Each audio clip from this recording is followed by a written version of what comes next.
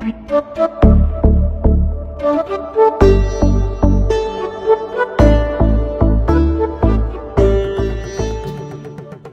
તમારા છેલ્લા પ્રવેશોત્સવને વધુને વધુ યાદગાર બનાવવા માટે આ લોકોએ એટલે કે મોટા ભાઈઓ બહેનોએ એક નાટક જાતે ઊભું કર્યું છે. અને નાટકનો સમયગાળો છે, પહેલું જે દ્રશ્ય છે એ આ લોકોના વેકેશનનું છે. હમણાં જે ઉનાળાનું વેકેશન ગયું ને, 40 ડિગ્રી 42 ડિગ્રી 43 ડિગ્રી તાપમાન, એ તાપમાન ઉનાળો ને વેકેશન. અને એ લોકોનો એક ઝુરાપો છે, એને આપણે નામ આપશું પવન ઝુરાપો, કે વેકેશનમાં આપણે ઝૂરીએ છીએ પવનને ચાવવા માટે. અને એ લોકોને કેટલી બધી આકાંક્ષાઓ છે કે નવા આવનારા કેવા હશે, શું કરતા હશે, કોણ આવશે, ડાયા ડમરા હશે, તોફાની હશે, એ બધા વાતો કરે છે. શેમાં? વિડીયો કોલમાં. આ દ્રશ્યથી શરૂ થશે. બીજું દ્રશ્ય ભવનના બાંકડાનું છે, જે આપણે બહાર બાંકડે બેઠા હતા ને, નાસ્તો કરતા હતા, એ બાંકડાનું છે. અને ત્રીજું દ્રશ્ય પછી એ સસ્પેન્સ રાખું છું શેનું છે એ તમે જાતે ઉકેલી લેજો.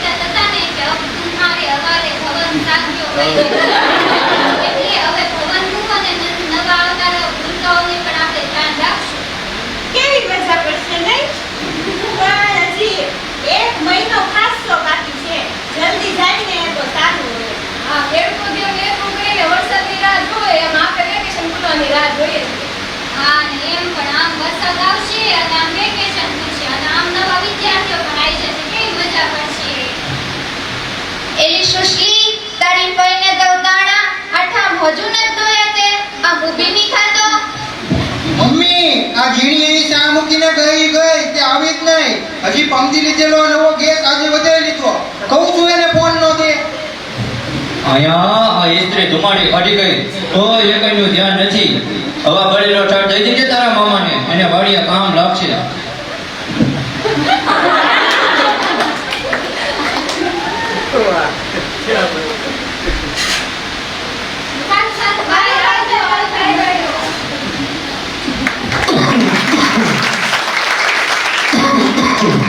કરજો કરજો, હવે આ છોડ્યુંને હબ નિશાળ ભેગી કરો.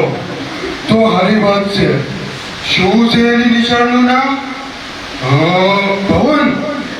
જ્યારે જુઓ ત્યારે ભવન ભવન ભવન. ન્યાને ન્યા રહી જજો હવે.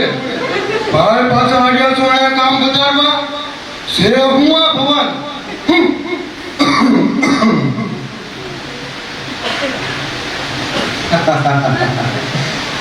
આ કથા તો ભવનમાં ભણતા દરેક વિદ્યાર્થીની મોટી કહે છે. સેમેસ્ટર જ્યારે ક્ષણિક લાગે અને વેકેશન વર્ષોનું, ત્યારે એ વિદ્યા સંસ્થા સાથેના અતૂટ જોડાણના તંતુઓ વધુ ને વધુ બળકટ બનતા જાય છે.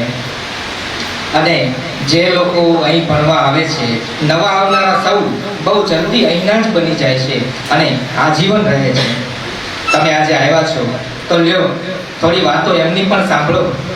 આ સત્ર ખોલે છે ત્યારે ભવનના બાકડે અડીંગો જમાવીને બેઠેલી આ વિદ્યાર્થી પરિષદ શું કહે છે? બસ હવે આ વેકેશન ખુલ્યું, હવે જીવને ધર્મત ભરે. હા હો, એ દિવસો તો કેમ કાઢાને તો મન જાણે વેકેશન. આ હું એક વાત તો આપણા ભૂતેલું આ છેલ્લું ઉનાળુ વેકેશન હતું નહીં? હા, હવે આપણે પણ આવતા વર્ષે આ વૃક્ષની ડાળીએ ઉડી જવું પડશે. ગામ પાદર ગલી ઓળંગીને ચાલ્યા જશું. પણ હજી એક આખું વર્ષ બાકી છે હો બોસ. Yes boss. મોટા ભાઈઓ, મોટા બહેનો, પેલા જોશે ભાઈ ઉપર ડાળીએ નો બદલાય. એક તો આમે તું મોટો, એટલો મોટો નહીં પણ ઘરથી મોટો. પણ આવા આપણા નવા જુનિયર ક્યારે આવશે કે આપણું કીધું મારી છે એ તો નોય કરે, એટલે એવું થોડું જરૂરી છે ને. એવું પણ કે આપણે કઈ કહેવાની જરૂરી ના પડે હે ને બધા ઓલરેડી બધા ડાયા ડમરા ને સ્માર્ટ હોય એવું પણ બને. તો મજા પડી જાય.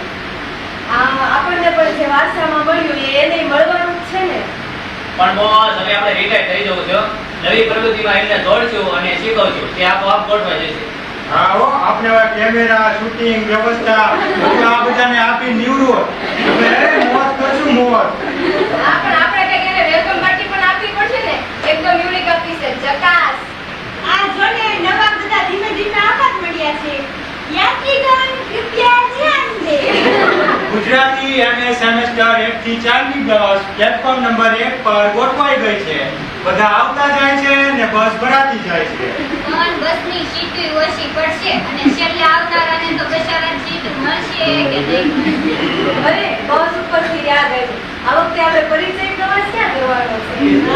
ઓ ભાઈ, આ વખતે આઉટ ઓફ સ્ટેટ કઈ ખપે જ નહીં હો.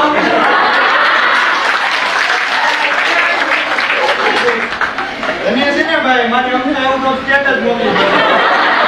એટલે આપણે છે ને જેટલી ચાર્જર હોય ને આટલા પગ લાંબા કરાય તો સારું. અરે મારો ભાઈ, વાત એમ છે કે આપણે જુનાગઢનું કહીશું ત્યારે ઓછામાં ઓછા આપણે ગુજરાત ભાઈનું કહીશું ત્યારે ઓછામાં ઓછા જુનાગઢ ભાઈ લઈ જાય છે. જવા દે ભાઈ, જવા દે. જો ભાઈ, આપણને તો જ્યાં સાહેબ ત્યાં લઈ જશે ને ત્યાં જશું હો. વાત તો આપણે કરી દીધી છે ને. પ્રવાસ માટે તો દિવાળી પછી કઈ સમય છે? તો જ્યારે કલકત્તા, કેરળ, કાશ્મીર તો ખાલી કહું છું, બાકી મારે તો કાશ્મીરને ખતમ કરી દે એક જ. અરે ભાઈ તને હું હાથ છોડું હો. પ્રવાસનું ગોઠવાય તેથી તારી ફી હું ભરજે. પણ તું આ સલાહ આપવાનું રહેવા દે. ભાઈ, આ તો હું ખાલી કહું છું, આમરે જીજાનો ફોન છે. હા, હવે એ બધું જવા દો. મેં મુદ્દાની વાત કરો. વેલકમ પાર્ટી એકદમ ટનાટન હોય. હા, પણ એ ભવનને સાચી એવી હો. આપણે પણ એમને આવકારીને કહેશું હો. અર્જ કિયા હે કે ઈશાન. અમે જેમ જૂનો ભરવાડ ભેડા ગળે, અમે જેમ જૂનો ભરવાડ ભેડા ગળે એમ દિવસો ગળતા કે હવે કેટલા. હવે એ આવવાના તો શરૂ થઈ ગયા છે. બસ આવે જ છે ધીમે ધીમે ધીમે. પણ જો આપણે એકાદું મસ્ત નાટક રજૂ કર્યું છે અને એક મસ્ત સંદેશો આપ્યો. વાહ, મસ્ત વિચારો. એમાંય આપણે નાટક તો એમ કરીએ છીએ તો આપણે આમે આવ્યો અવસર. હું શું કહું છું, આપણે કંઈક નવું વિચારીએ અને એવું બનાવીએ કે જેમાં ભવનની બધી પ્રવૃત્તિ આવી જાય. બધું એટલે બધું જ. હાલો બોસ, આપણે તૈયાર જ છીએ. બોલો, તમારે સાંભળવું છે ભવન વિશે? હમણાં ઈર્ષાદ. ચાલો ત્યારે, તમારે સાંભળવું છે? ભવન ભવન ભવન ભવન ભવન ભવન ભવન ભવન એટલે રખડુઓનો ટહુકા કરતો માળો.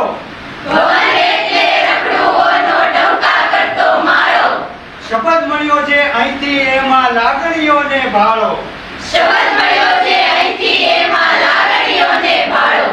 ગામ ગામને જોડતું ને ભેદ ભીતો ના તોડતું. હરેક બાળકમાં રહેલી શક્તિઓ સંકોરતું. પિયર છે મારી ભાષાનું મેળવજો એનો તાળો. ભવન એટલે રખડુઓનો ટહુકા કરતો માળો. હે ઉર્જાવાન સૌ ગુણો, પૃથ્વીનો કોટિકો ખૂણો. હે ઉર્જાવાન સૌ ગુણો, પૃથ્વીનો કોટિકો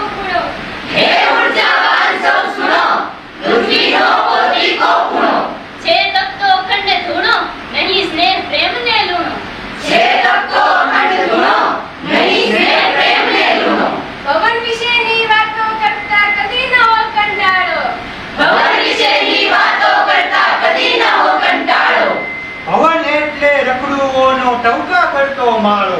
ભવન એટલે રખડુઓનો ટહુકા કરતો માળો. માર તરીકા માસ્તર કંઠે વિદ્યાનો વાસ. ચાર દિવાલો પાર કરીને ભણીએ એકે તાસ. કદી ન ફૂટે અક્ષય જોડી નવું નવું અહીં ભાળો.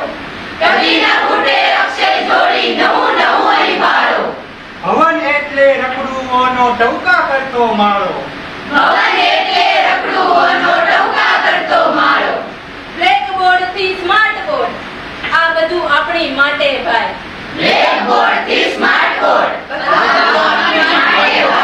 શીખો સગળું શીખો જુઓ જીવનની અખિલાય.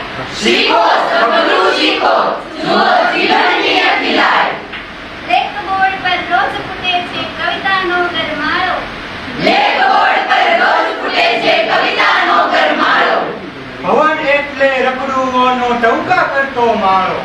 ભવન એટલે રખડુઓનો ટહુકા કરતો માળો. ભાવ સભર આ ભાવેણું એની નોખી નોખી મજા. ચકાળસિયા આ લોક નિરખે ફરકે ભવનને અખંડ ધજા.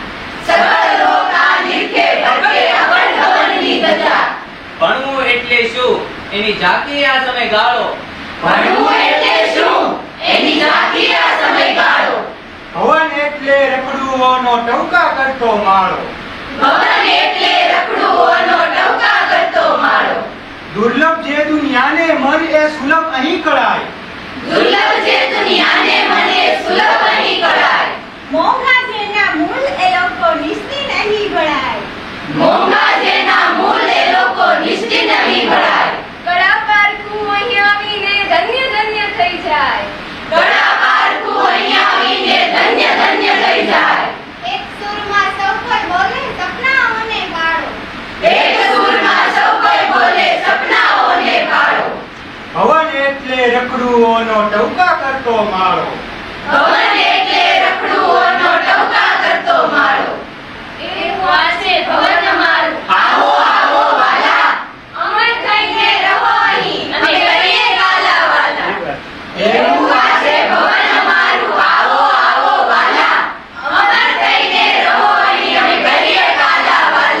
થંભેલા સૌ મનજળને આ ગાન થકી થંખાળો.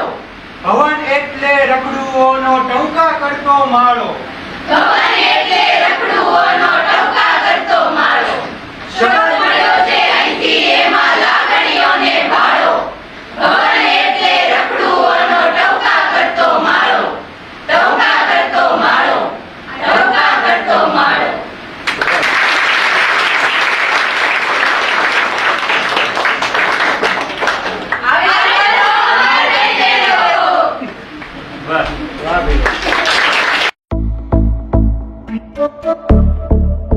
છે